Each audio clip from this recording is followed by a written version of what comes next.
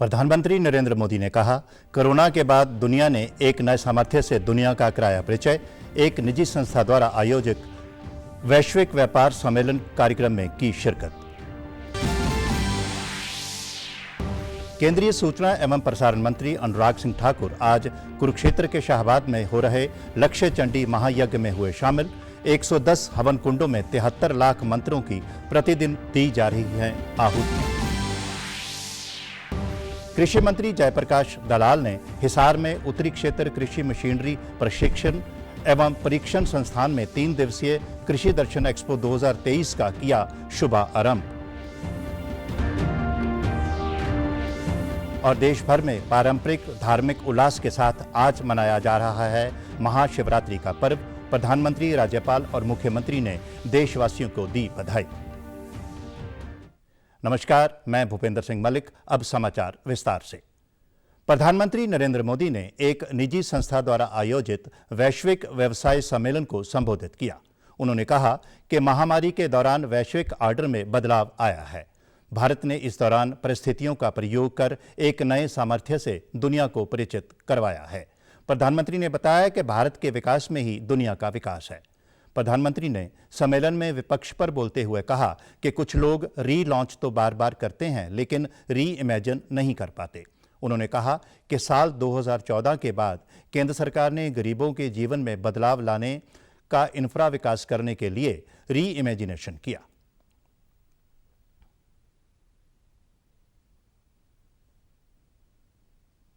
ET global business summit की theme री imagine business, री इमेजिन द वर्ल्ड, ये थीम आपने रखी है। वैसे मुझे नहीं पता कि ये री इमेजिन वाली थीम सिर्फ दूसरों के लिए है या फिर ओपिनियन मेकर के लिए भी है। वो भी क्या लागू करेंगे? हमारे यहां तो अधिकतर ओपिनियन मेकर्स हर 6 महीने में एक ही प्रोडक्ट के रीलॉन्च, रीलॉन्च उसमें बिजी रहते हैं।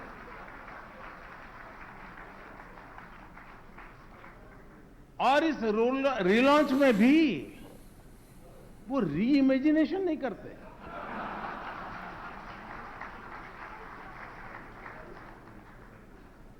खैर, काफी समझदार लोग यहां बैठे।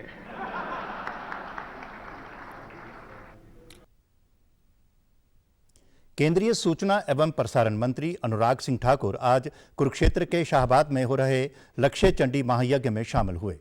कुरुक्षेत्र के शाहबाद में मार्कंडेश्वर गुमटी माता मंदिर की संचालिका साध्वी देवा की ओर से लक्ष्य चंडी महायज्ञ का आयोजन किया जा रहा है। 26 फरवरी तक चलने वाले इस महायज्ञ के लिए 110 हवन कुंड बनाए गए हैं और इसमें विभिन्न राज्यों में के 2100 ब्राह्मण शामिल हुए हैं। केंद्रीय मंत्री अनुराग ठाकुर ने अपने परिवार के साथ महायज्ञ में शामिल होकर आहुतियां दी और गुमटी माता की पूजा अर्चना भी की।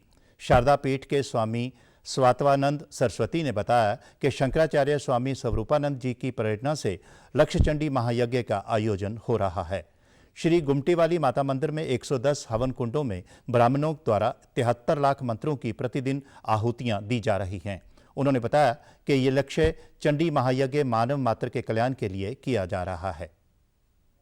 माता गुमती का संकल्प लिया, उनके अनुसार जगतगुरु शंकराचार्य जी श्री श्री श्री स्वरूपानंद सरस्वती महास्वामी जी के चरणों से इधर इतना दिव्य भव्य कार्यक्रम चल रहा है।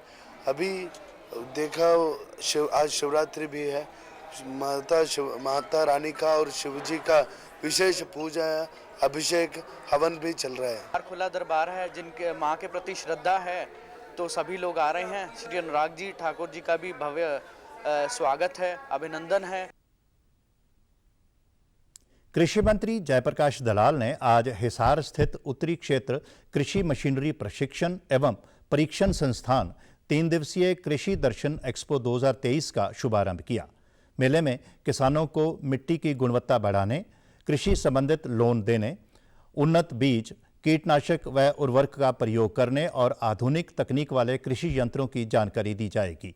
साथ ही किसानों को कम लागत में अधिक पैदावार लेने के बारे में भी जागरूक किया जाएगा। इस दौरान कृषि मंत्री ने कहा कि देश की सबसे बड़ी सब्जी मंडी हरियाणा के गन्नौर में बनने जा रही है। इससे हरियाणा के साथ साथ पड़ोसी राज्यों की फल सब्जियों और मोटे अनाज की पैकिंग विदेशों में भेजी जाएगी, जिसका सीधा लाभ किसानों को होगा। किसानों को आधुनिक खेती से जोड़ने के लिए सरकार द्वारा ड्रोन पर सब्सिडी दी जाएगी, ताकि वे कम समय में अधिक एकड़ में ड्रोन के माध्यम से कीटनाशक और खाद का छिड़काव कर सकें। इस दौरान कृषि मंत्री जेपी दलाल ने किसानों से स्वदेशी खाद नैनो यूरिया को अपनाने का आग्रह भी किया। बाकी दुनिया को भी अनाज देने में सक्षम है और मैं किसानों को नमन करता हूं, जो भी उन्होंने पसीना बहा करके हमारे खाद्यान्न भंडार भरे हैं, ये बधाई के पात्र हैं और भारत को सक्षम बनाने में, भारत को समर्थ बनाने में सबसे बड़ा योगदान किसानों का है। साल जो अंतर्राष्ट्रीय मिलेट ईयर के तौर पर मनाया जा रहा है, दक्षिण हरियाणा के जो बाजरा उत्पादक किसान हैं, राजस्थान के किसान हैं, मैं समझता हूं उनके लिए इससे शुभ समय हो नहीं सकता। डीटीसी के निदेशक डॉक्टर मुकेश जैन ने बताया कि डीटीसी केंद्र में किसानों को ड्रोन चलाने का प्रशिक्षण दिया जाएगा। साथ ही उन्होंने बताया कि कृषि मेले में एससी वर्ग के 50 से अधिक किसानों के लिए ट्रैक्टर का ड्रा निकाला गया है, जिसमें 3 लाख रुपए की सब्सिडी दी जाएगी। हमारे संस्थान के अंदर बहुत जल्दी ड्रोन पायलट ट्रेनिंग का काम शुरू करने जा रहे हैं। किसान भाइयों से, बेरोजगार युवक से यही मेरी अपील है कि वो जरूर आएँ और ड्रोन उड़ाने का जो है प्रशिक्षण लें। बहुत जल्दी आम जो किसान है ड्रोन के द्वारा अपने छिड़काव का काम करेगा। कृषि मेले में आए किसानों ने कहा कि इसमें उन्हें कृषि संबंधित मशीनरी, खाद और कीटनाशक दवाइयों के बारे में महत्वपूर्ण जानकारियां मिली हैं। जी नई नई योजनाएं लाती है सरकार, उपकरण लाती है, उसके बारे में अच्छी जानकारी मिली है।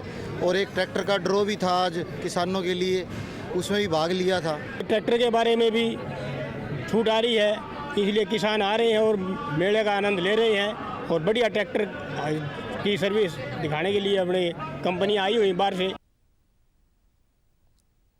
देश भर में महाशिवरात्रि का पर्व धूमधाम से मनाया जा रहा है। मंदिरों में हर हर महादेव का नारा गूंज रहा है। महाकाल की नगरी उज्जैन में बड़ी संख्या में श्रद्धालु भगवान शिव के दर्शन के लिए पहुंच रहे हैं। जगह जगह मंदिरों में भस्म आरती की गई। शिव मंदिरों में सुबह से ही भगवान शिव की आरती के लिए भक्तों की भीड़ लगी हुई है। प्रधानमंत्री नरेंद्र मोदी ने ट्वीट के माध्यम से सभी देशवासियों को महाशिवरात्रि की हार्दिक शुभकामनाएं दी। वहीं मुख्यमंत्री मनोहर लाल ने ट्वीट के जरिए सभी देशवासियों को महाशिवरात्रि की शुभकामनाएं देते हुए कहा कि संसार के प्रत्येक प्राणी पर महादेव की कृपा बरसे और भोलेनाथ के आशीर्वाद से हम सभी के जीवन में दैवीय ऊर्जा का संचार हो। मैं ऐसी प्रार्थना करता हूं। हर हर महादेव। राज्यपाल बंडारू दत्तात्रेय ने आज महाशिवरात्रि के पावन पर्व पर साकेतड़ी के प्राचीन शिव मंदिर में जलाभिषेक कर भगवान शिव की पूजा की। उन्होंने प्रदेशवासियों को इस महापर्व पर शुभकामनाएं देते हुए प्रदेश की उन्नति के लिए भगवान शिव से प्रार्थना की। उन्होंने कहा कि प्रदेश के सभी वर्गों के लोगों को समरसता, एकता, भाईचारे और सद्भावना से प्रदेश की तरक्की में मिलजुल कर कार्य करना चाहिए। उन्होंने कहा कि हमें जीवन में शांति बनाए रखने के लिए भगवान शिव के दिखाए रास्ते पर चलना चाहिए।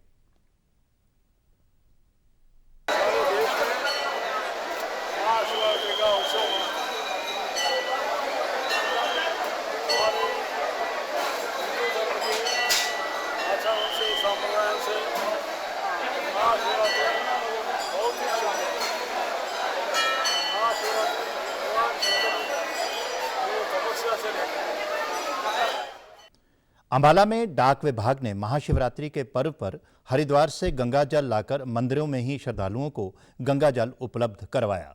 श्रद्धालुओं ने डाक विभाग के स्टॉल से गंगा जल लेकर मंदिरों में भगवान शिव का जलाभिषेक किया और सरकार के इस कार्य की प्रशंसा की। अंबाला के डाक सहायक नितिन कुमार ने बताया कि कई लोग हरिद्वार गंगा जल लेने नहीं जा सकते। ऐसे लोगों को यहीं पर गंगा जल उपलब्ध करवाया जा रहा है। उन्होंने कहा कि देहरादून डाक विभाग द्वारा अंबाला डाक विभाग को ये गंगा जल उपलब्ध करवाया गया है और श्रद्धालु भारी संख्या में यहीं से गंगा जल ले रहे हैं।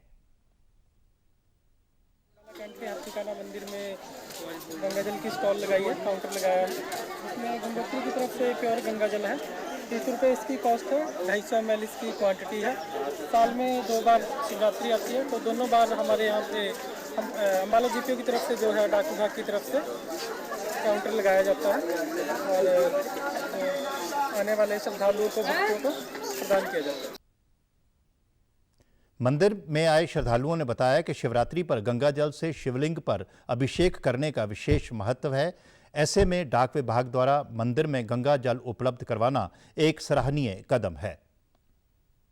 माथा टेकते हैं, उनकी मन्नतें पूरी होती हैं। गंगा जल का स्टॉक लगाया हुआ है, वो मतलब काफ़ी अच्छा है। जो लोग हरिद्वार नहीं जा पाते वो यहाँ पर आकर जल लेकर जल चढ़ा सकते हैं। हो सके तो गंगा जल भोलेनाथ को अर्पण करें, जिससे भोले बाबा बहुत खुश होते हैं। जैसे कोई अब शिवरात्रि में कई लोग जाते हैं, कई लोग नहीं जा पाते। जो नहीं जा पाते उनके लिए बहुत बढ़िया है, बाहर से गंगा जल लेकर और भोले बाबा को अर्पण करें और अपनी मनोकामना पूर्ण करें। फरीदाबाद में चल रहे 36वें अंतर्राष्ट्रीय सूरजकुंड हस्तशिल्प मेले में राम मंदिर का मॉडल लोगों के आकर्षण का केंद्र बना हुआ है। 2.5 किलो वजन के इस मॉडल को दर्शक खूब पसंद कर रहे हैं। मध्य प्रदेश के टीकमगढ़ से हस्तशिल्पी नीरज कुमार सोनी की स्टॉल पर पीतल धातु से बना सामान और मूर्तियों की खूब लोग खरीदारी कर रहे हैं। नीरज ने बताया कि टीवी पर राम मंदिर का मॉडल देखकर उन्होंने पीतल पर मंदिर का मॉडल उकेरा है और अब वे इस मॉडल को बड़े आकार में प्रस्तुत करना चाहते हैं। जो अयोध्या जो मॉडल है उस पर हमने देख के इसको बनाया है। ये 2 किलो 500 ग्राम करीब इसका वेट है और ये मैं पहली बार लाया हूँ सर। इसको बनाने का सर एक बार वो टीवी पे देखा कि मॉडल ऐसा ऐसा है, तो उसके हिसाब से हम लोगों ने इसको, और इसमें अभी और सुधार करेंगे, थोड़ा बड़ा करेंगे और सुधार करेंगे। अब इसका पूरा तैयार हो जाने में इसका साइज और बड़ा भी करेंगे, और सुधार भी करेंगे। यही कहना चाहेंगे, एक बार इसको जरूर देखें। अगर पसंद आए तो मैं इससे बड़ा बनवाने की सोचूंगा सर। वहीं मेले में आए लोगों ने पीतल की धातु से बनी सभी कलाकृतियों और विशेषकर राम मंदिर मॉडल की भरपूर प्रशंसा की। काफी सुंदर लगी है, काफी अट्रैक्टिव है मूर्तियां, तो कला भी है, पर ठीक है, नेगोशिएट हो सकता है थोड़ा बहुत अगर करना चाहें तो। हाँ, राम मंदिर का मॉडल ये मैंने देखा है, काफी सुंदर है। बढ़िया, अच्छा है। तो वही देख रहे थे, तो हमने एक्चुअली वो अभी जो मैं देख रहा था कामधेनु वाला, वो हमने भी मंगवाया, तो वही एक बार देख रहा। तो कैसा लग रहा है मेला? स्टार्टिंग में आए हैं। ठीक है सर, बढ़िया, अच्छा लग रहा है। उधर मेले में हिसार से आए विजेंद्र सिंह के पास आज़ादी से पहले और राजा महाराजाओं के समय की करेंसी के साथ साथ प्राचीन विदेशी मुद्रा का भी भंडार है, जिसे लोग खूब पसंद कर रहे हैं। विजेंद्र ने बताया कि उन्हें इतिहास में काफ़ी रुचि है, इसलिए उन्होंने पुराने सिक्के और करेंसी को इकट्ठा किया है। आज़ादी के बाद के, आज़ादी से पहले के, ब्रिटिश काल के और उससे पहले राजा महाराजाओं के सभी सिक्के हैं। उसके अलावा मेरे पास पूरे वर्ल्ड की नोट भी है और सिक्के भी अवेलेबल हैं। तो ये यहाँ देख सभी लोग, यहाँ डिस्प्ले कर रखा मैंने, सभी लोग देख के बहुत खुश है और वो बार बार कह रहे कि सर आप पहले भी आना चाहिए था। तो पहली बार हम लगा रहे हैं, तो ये बार बार मतलब अगले बार के लिए भी बोल रहे हैं कि भाई अगली बार भी आप आना। मेले में आए दर्शकों में इन प्राचीन सिक्कों और करेंसी को लेकर काफ़ी उत्साह है। इनको देखने और खरीदने के लिए स्टॉल पर लोगों की लंबी कतार लगी हुई है। मैं हिस्ट्री से हूँ, तो मुझे बहुत इंटरेस्टिंग होता है। मुझे इसका कलेक्शन का शौक भी है और मेरे पास कलेक्शन भी है। और मेरे पास नहीं, बस ये अंग्रेजों के ज़माने का ब्रिटिश कॉइन है, एक अकबर का भी कॉइन है, छोटा वाला जो है, और भी है, और जो इंडिपेंडेंस के जो बाद का है वो भी कलेक्शन है। बहुत अच्छा लग रहा है और काफ़ी सस्ते रेट में दे रहे हैं। अंकल जी का शॉप है ये, और कलेक्शन का मुझे शौक है। मैंने घर पे भी काफ़ी सिक्के रखे हैं। दक्षिण अफ्रीका से 12 चीते आज मध्य प्रदेश में कूनो राष्ट्रीय उद्यान पहुंचे। इन 12 चीतों में 7 नर और 5 मादा हैं। इन चीतों को शामिल किए जाने के साथ ही कूनो राष्ट्रीय उद्यान में कुल चीतों की संख्या बढ़कर 20 हो गई है। पिछले वर्ष सितंबर में नामीबिया से 8 चीते भारत लाए गए थे। भारत में चीते दक्षिण अफ्रीका और भारत सरकार द्वारा हस्ताक्षरित सहमति पत्र के आधार पर चीता पुनर्गमन आयोजन परियोजना के अंतर्गत लाए जा रहे हैं। सहमति पत्र दोनों देशों के बीच सहयोग की सुविधा प्रदान करता है ताकि भारत में चीतों की सुरक्षित और सक्षम संख्या विकसित करने, संरक्षण को बढ़ावा देने और ये सुनिश्चित करने कि विशेषज्ञता को साझा और इसका आदान प्रदान किया जाएगा। इसके अलावा क्षमता निर्माण से चीता संरक्षण को बढ़ावा दिया जाएगा। इसमें मानव वन्यजीव संघर्ष समाधान, वन्यजीवों को पकड़ने, दूसरे स्थान पर बसाने और दोनों देशों में सामुदायिक भागीदारी का संरक्षण शामिल है। समाचारों में आज इतना ही। नमस्कार।